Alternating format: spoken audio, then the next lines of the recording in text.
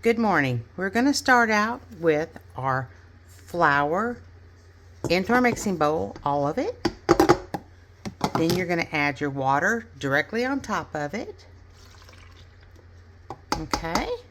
We're going to use our dough hook this morning.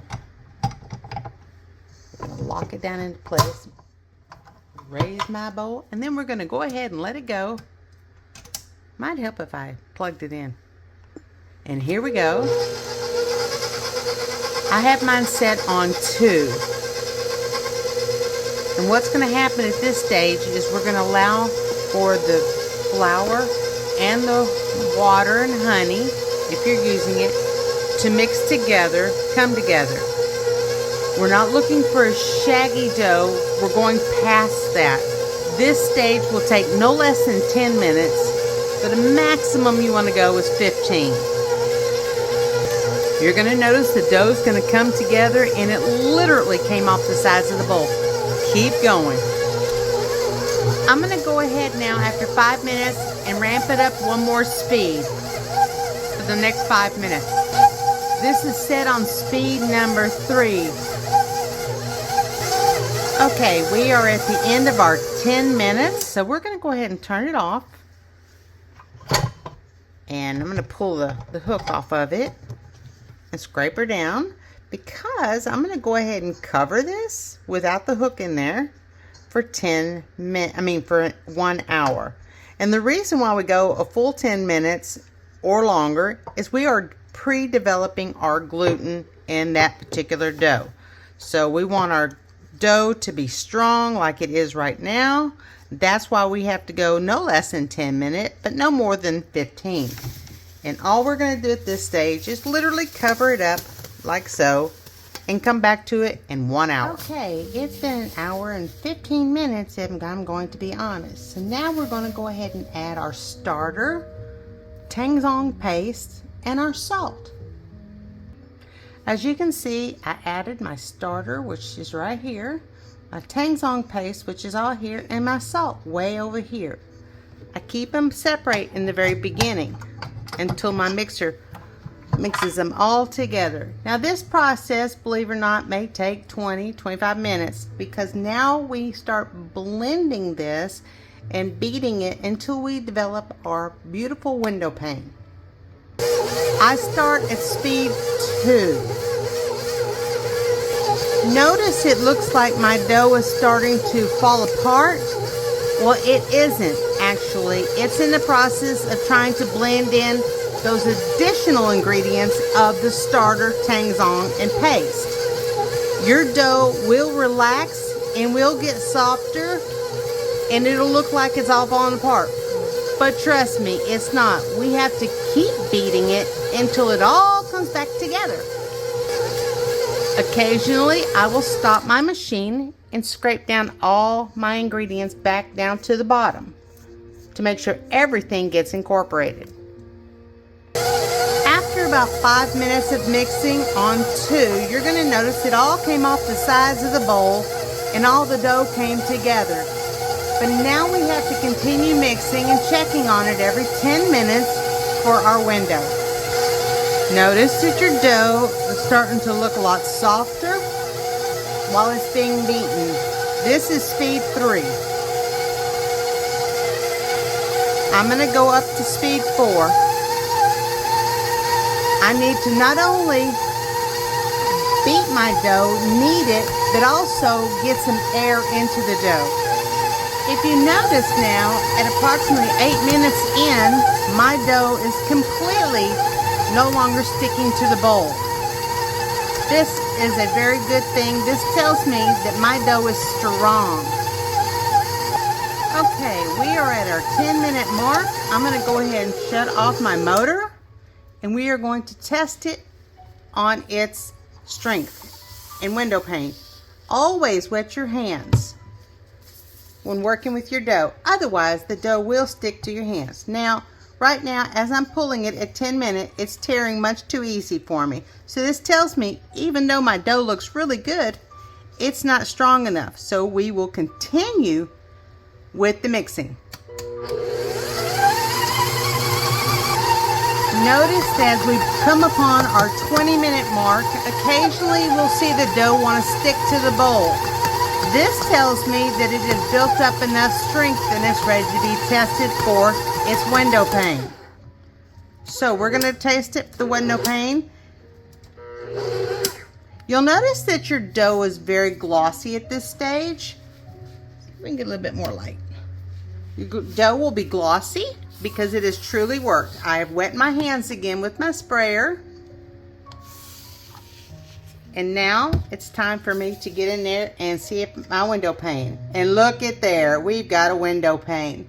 That is what a window pane is. We pull up on it and it doesn't tear instantaneously. See how strong the dough is?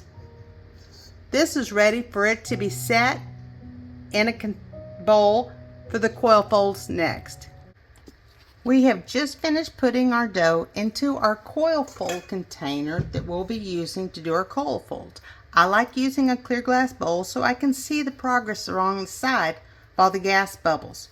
At this point, we're going to need to take our temperature of our dough. We need to keep track of the temperature so we'll know how long the bulk fermentation is going to take. Remember, we have to keep record of what time we added our starter, because believe it or not, that's when the clock started. It's not when we get it into the bulk fermentation stage. So right now, we are at 83.3 degrees. As you leave it here to rest, the temperature will slowly but surely drop. Right now, it just went back up to 83.4, which is fine. Well, I guess it depends where it's going to reach. Well, look at what we got here. I would much rather go with that, the higher temp. 84 on the nose. That's fine. Alright, so we're going to go ahead and keep track of our temperature so it will tell us when bulk fermentation is complete. You will just cover your container with plastic, lid, or saran wrap, whatever it is. We will let this rest for 30 minutes and come back to it and start doing our coil folds. Make sure that you do have your water with you so you can spray your hands. If you need to, put a small bowl next to the bowl with water in it so you can dip your hands into it. Okay, we're at our first coil folds. Remember, we need to wet our hands before getting into our dough. And then we're going to go underneath, pull up, pull towards you. Underneath, pull up, pull towards you. These are our coil folds. Okay, we're going to turn the whole thing around. My dough is very strong, I'm noticing, because it wants to stay together. Up and pull toward me. Up, pull toward me. There we go. Off the bowl. We're going to turn, well, we normally turn the bowl, but my dough wants to stay together. And that's what we need. We need strong dough. This is a result of a good starter and good gluten development. Your dough is getting soft. It's going to get laxed. When you start to see it like this, you know at that point, okay, we're going to stop doing the coil folds right now. So we're going to let it sit covered for another 30 minutes. And that'll be coil fold number 2. Oh, almost forgot. We have to check the temperature of the dough. We keep track of it. Remember, I said the temperature will start to drop as time goes by. We are at 82 degrees now, and it was originally at 84. We're at a solid 82. Do you notice I took this out of the dough and it did not stick to the dough? That's another good sign we have good development. Now we'll see you back in 30 minutes. Okay, it's time for coil fold number 2. It looks like I was putting 45 minutes in between each coil fold, which is perfectly fine. So now we'll go ahead and do another set of coil folds. If you notice, the dough relaxed from the last time we saw it. I'm going to pull it toward us, pick it up, do the opposite direction, pick it up, down one side, pick it up, and let's do the other side. Since we've got it's hanging tight, we're going to go ahead and just stretch it out a little bit. You do not want to overstretch it because you do not want your fibers to start to tear.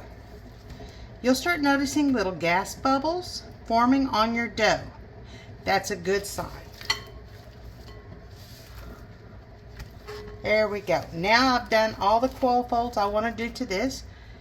Let's get our temperature of our dough right quick and see where we are at this point.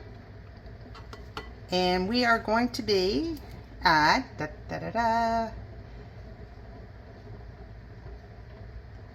it looks like we are at 81 degrees at this rate.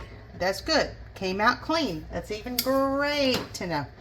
Cover it. See you back in 30 minutes. Okay, we are now at coil fold number 3. Let's go ahead and get our hands wet again. Yes, I get my hands wet even when I use gloves all the time. And we're going to roll it up, pull it back, pick it up, go down a little bit. We're going to pick it up, shake it a little bit, not much. You're going to notice at this point your dough is very pliable, very tender, which is good. Alright, so we have done all we're going to do as far as coil folds are concerned. Let's get our temperature. It is 74 degrees in the house, and the temperature has dropped to 79.3. So we did start out at 84 degrees, believe it or not, and now we're down to 79.5. It did just go up. So this is very important that we keep this going. I think we're going to do one more set of coil folds, and that should be it, because I'm really not seeing a lot of gas bubbles form. So we're going to go ahead and do one more. Okay, I let this one go 45 minutes. I'm not really seeing any gas bubbles, but we're going to check the flexibility of the dough. Oh, it's definitely soft. Very, very soft. Yep, we do have gas bubbles. We sure do. Keep my hands nice and wet. Alright, let's do one more this way. And I think at this point, now that we've done our coil fold, let's go ahead and get it into the bulk fermentation container. What I like to do is to go ahead and put my bulk fermentation on the scale, zero it out, and then go ahead and place my dough into the container. The reason for this is I like to know how much dough I'm actually working with so that I will know what size baking vessel, banneton to use. And I'm actually looking at 1147 grams of dough. So now that we've got it here, we're going to go ahead and let's go to the scale. I'm going to go ahead and insert my digital scale into the hole that I have created for my dough. I am going to keep track. You'll notice it went all the way through.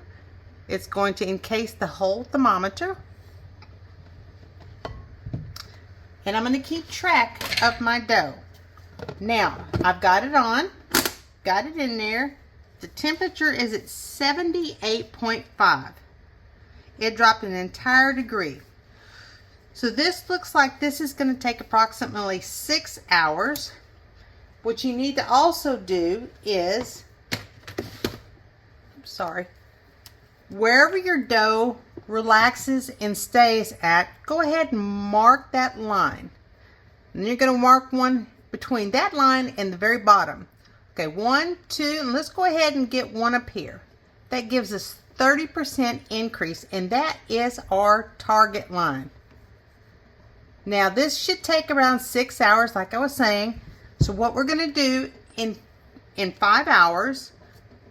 I'm going to come back in here, not 5 hours from now, but 5 hours from when I started my starter into my dough, which was at 10:30. So 11:30, 12:30, 1:30, 2:30, 3:30. I'm going to come back here and check this and see where we are. If it's 6 hours, that gives me 5, and then that way I can start monitoring. You will not really see growth until the last hour.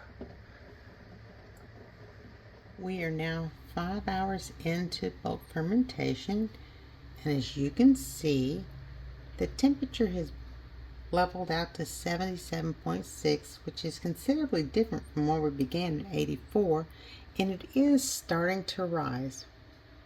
We go another hour. I want you to notice also the little gas bubbles that are starting to form throughout the dough all the way around.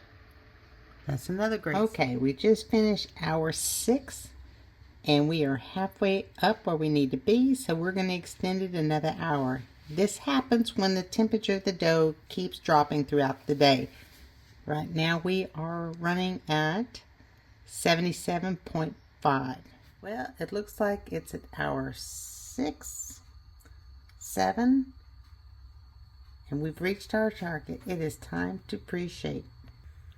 Okay, now that we've finally reached our target, it is time for us to remove the dough from our bulk fermentation container. Now I'm going to lightly spritz my work surface with a little water so that the top, which is going to be on the bottom now, won't stick. Now you should be able to have this literally flow out of here and not stick to your container. There we go. Now that we've got that one done, what we want to do is go ahead and spray our little bench scraper down a little bit with water. And now what we're going to try and get this into a ball, a working ball. And the reason for that is so that we can let it sit and relax for about 20 minutes. But let's get it worked into one shape. Once we get it into that shape, and it'll come together, you may have dough coming around. It's not a problem. Let me get my hand a little wet so it doesn't stick to my hand. There we go.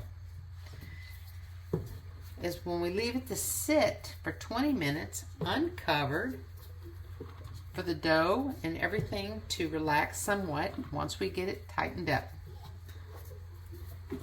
And once the tighter you get it, you're going to notice that the finish is going to become a matte finish. And we're going to let this, once we get it into our tight ball, we are going to let it rest for 20 minutes uncovered, and then we're going to come back to it. You're going to go under and tighten it up that way. All right, let it sit for 20 minutes. Now that our 20 minutes are up, we'll go ahead and dust the top of our dough with flour, because this will end up being on the bottom and we don't want it to stick anymore to the pad. Move this out of the way. Take our bench scraper and flip our entire loaf over. And this side is the sticky side so everything can stick to it. And we'll start putting our dough in the shape. We'll go ahead and roll it up. Flip it over and let's roll it one more time.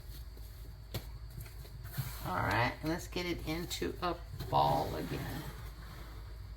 Alright. You notice at this point, it's because the dough wants to tear at this stage. So we're just going to take the whole thing and flip it upside down into our rice floured banneton. Pinch our ends inward to give it a little bit more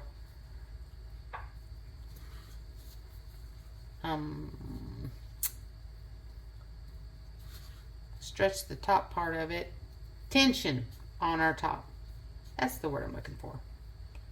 Okay, and once we get it all together, we're going to dust the top of it with rice flour, let it sit out for an hour, put a cover on it, and stick it in the refrigerator until tomorrow.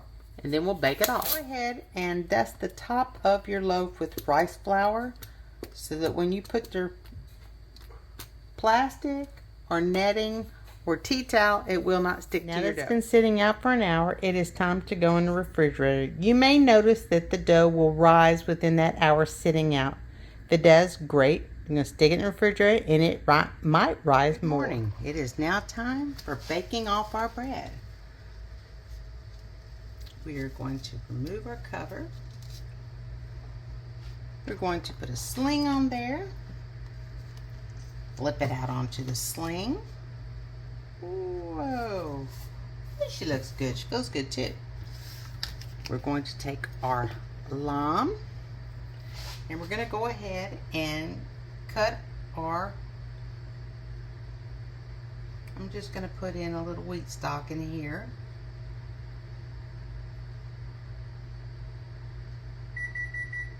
Alright, and then we're going to go ahead and really slice into it. And you're noticing I'm cutting it at a 45-degree angle. And then I go back and slice it again to make sure I got a nice, good, deep, well cut in.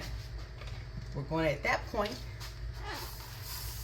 wet our entire top with water.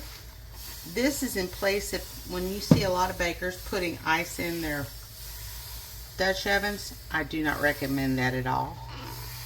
Now we have our moisture built up. We're going to put it into our Dutch oven and we're going to bake it. The oven has been preheating 550 degrees this morning. We are now going to place our bread dough into the hot oven. Be very careful pulling out. Everything is 550 degrees. Your oven may just go up to 500 degrees. Once we put it in the Dutch oven, we close it immediately. Center it, close it. We quickly reduce the oven temperature to 450. And we set a timer for 40 minutes today. We come back when it's ready. Be prepared to have your cooling rack out and ready for your bread when it comes out of the oven. Okay, 40 minutes are up. So we are going to go ahead and remove the lid and we are going to test for the temperature of the internal of our bread.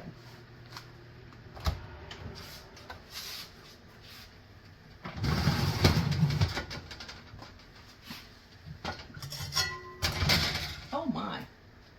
Oh me, oh my. Alright, let's get our probe in there. Very soft. Alright, I'm going to go ahead and put the lid back on there and just go ahead and keep cooking it until I get my 211.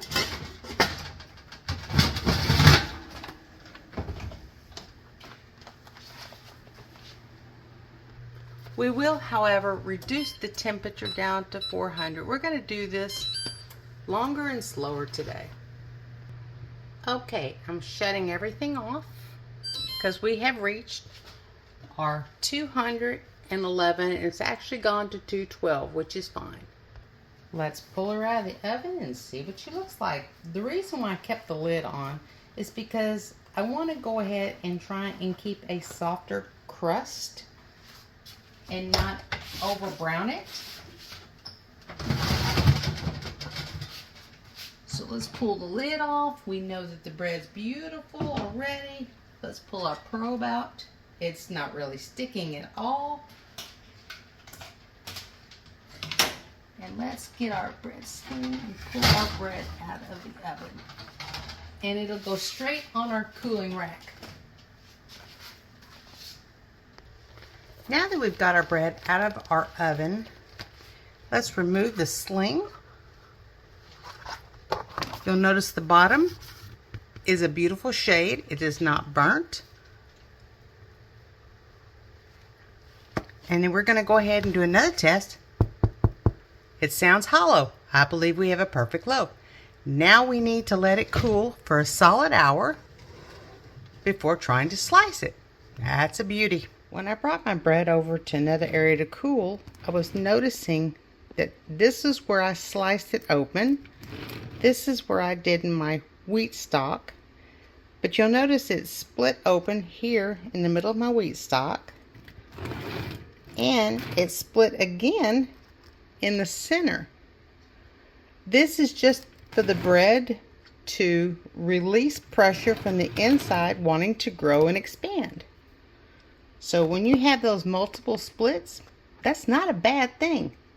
Okay, we are 1 hour past taking it out of the oven. It is cooled down. It still sounds great. Oh yeah. Yes, so now we're going to go ahead and cut it open. I'm going to cut it open this way. I normally don't, but we're going to really see the center, how it came out. It's so big, I have to turn it to finish cutting it. Alright, let's see what we got. The knife came out clean. This is good. Da da da da! Yay! That's a great loaf. Feels wonderful, not gummy. So, this is what you should be expecting when you do everything according to the video.